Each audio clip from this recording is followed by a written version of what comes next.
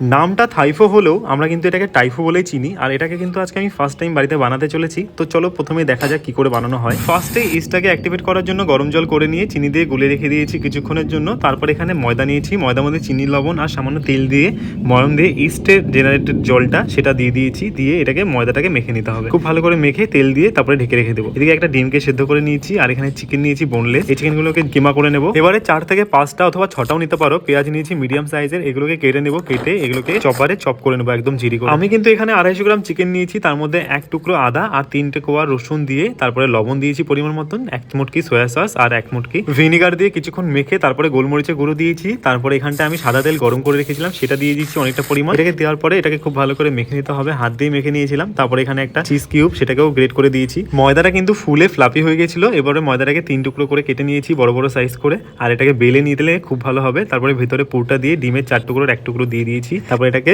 গোল মোমোগুলোর মতন করে বড় শেপ দিয়ে দিয়েছি খুব ইজিলি ভাবে। আর এটাকে দেওয়ার পরে দেখতে পাচ্ছ এটা কতটা সুন্দর হয়ে গেছে। আর এরপরে আরেকটা করে নিয়েছি। প্রথমে আরেকটা করেছিলাম, সেটা নষ্ট হয়ে গেছিল, করতে পারিনি, ভিতর দিয়ে সব বেরিয়ে গেছিল। যাই হোক, তারপরে এটা দুটো পারফেক্ট হয়েছে। তো এই দুটোকে আমি করে দেখাচ্ছি তোমাদেরকে। তো এখানে দেখতে পাচ্ছ স্টিমারে দিয়ে দিয়েছি। 20 থেকে 25 মিনিটের মতন স্টিম করতে হবে। 20-22 মিনিট পর এটাকে আমি তোমাদেরকে দেখাচ্ছি উঠিয়ে। আর দেখতে পাচ্ছ এটা কতটা পরিমাণ বড় হয়ে গেছে ফুলে। আর এটা কিন্তু পুরো সিদ্ধ হয়ে গেছে একদম পারফেক্টলি ভাবে। আর এটাকে আমি সস দিয়ে সার্ভ করেছি, ঝাল সস আর প্লাস টমেটো সস। আর এটা দেখতে পাচ্ছ দারুণ হয়েছে, খুবই ফ্লাপি হয়েছে, নরম হয়েছে, সফট হয়েছে, ভেতরে মাংসগুলো পুরো সেদ্ধ হয়ে জুসিনেস চলে আসছে। আর এটা খেয়ে আমি জাস্ট ফ্ল্যাট হয়ে গেছিলাম, এতটা টেস্ট হয়েছে এটা আমি বলে বোঝাতে পারবো না কতটা পরিমাণ। তোমাদের এই থাইফো অথবা টাইফোর ভিডিওটা কেমন লাগলো সেটা কমেন্টে জানিও, ভালো লাগলে লাইক করে দিও।